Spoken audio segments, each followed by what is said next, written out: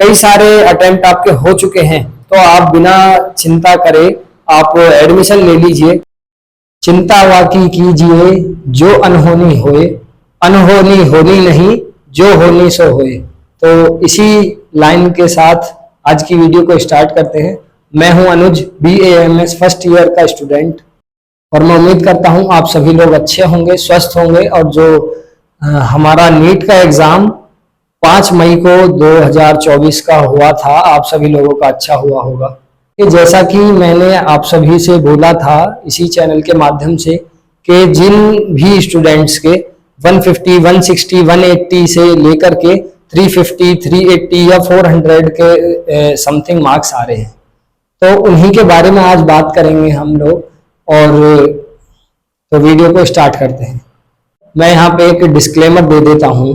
मैं सबसे पहले इस वीडियो में जो भी हम बात करेंगे, जो ऐसे स्टूडेंट्स हैं जिनका एग्जाम से पहले 1 महीने पहले, 2 महीने पहले हेल्थ इशू आ गया था, जिनकी प्रिपरेशन बिल्कुल स्मूथ और अच्छी चल रही थी, जिनके मॉक में भी अच्छे मार्क्स आ रहे थे, या फिर जिनकी फैमिली में किसी भी पर्सन की, उनके रिलेटिव की कोई डेथ हो गई थी, जिसकी वजह से उनका एग्जाम खराब हुआ या फिर उनका स्कोर डाउन हो गया, या फिर आपकी प्रिपरेशन अच्छी थी, मार्क्स अच्छे आ रहे थे और आप एग्जाम हॉल में कोई भी कारण रहा हो, एंजाइटी हुई हो या फिर कोई भी समस्या हुई हो।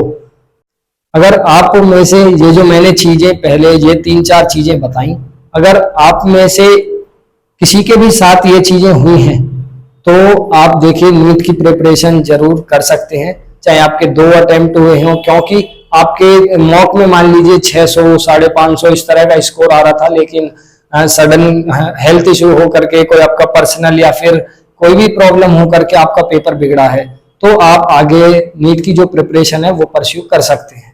तो इस तरह के 5 से 7% जो स्टूडेंट्स हैं, हम उनकी बात नहीं करेंगे।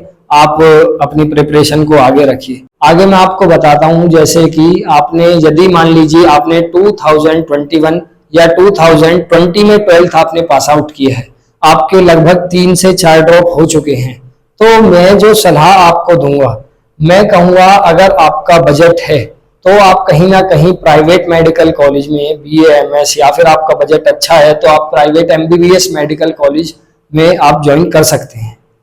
अगर ऐसा नहीं है और आपके जब भी 4 से 5 ड्रॉप हो गए हैं, तो मेडिकल में और भी बहुत सारे कोर्सेज हैं जो आप परस्यू कर सकते हैं, जिसमें BSc नर्सिंग है, फार्मेसी से रिलेटेड कई सारे कोर्सेज हैं, तो आप इसमें से कुछ भी परस्यू कर सकते हैं दोस्तों। और कई सारे लोग, कई सारे तो नहीं, 2-3 लोग कमेंट कर रहे थे कि आपका कौन सा मेडिकल कॉलेज है, ये कहाँ पर है। तो आपको मैं एक ब्रीफ इंट्रोडक्शन दे देता हूँ अपने मेडिकल कॉलेज के बारे में। मैं GS आयुर्वेदा मेडिकल कॉलेज में, जो लखवा हापुड़ NCR में सिचुएटेड है, मैं उसी में अपनी BAMS कर रहा हूँ। तो जो इसकी कट ऑफ है, देखिए ये क्योंकि एक प्राइवेट मेडिकल कॉलेज है और BAMS की, तो लगभग आप 170, 180 मिनिमम मार्क्स रिक्वायर होते हैं इसमें एडमिशन के लिए। तो अगर आप कोई चाहते हैं, क्योंकि ये एकेडमिकली NCR में बेस्ट कॉलेजेस में एक है, इसका इंफ्रास्ट्रक्चर, इसमें लेबोरेटरीज, इसमें ग्राउंड, इसमें अनदर एक्टिविटीज, और एकेडमिकली भी ये टॉप नॉच मेडिकल कॉलेज में आता है BAMS में।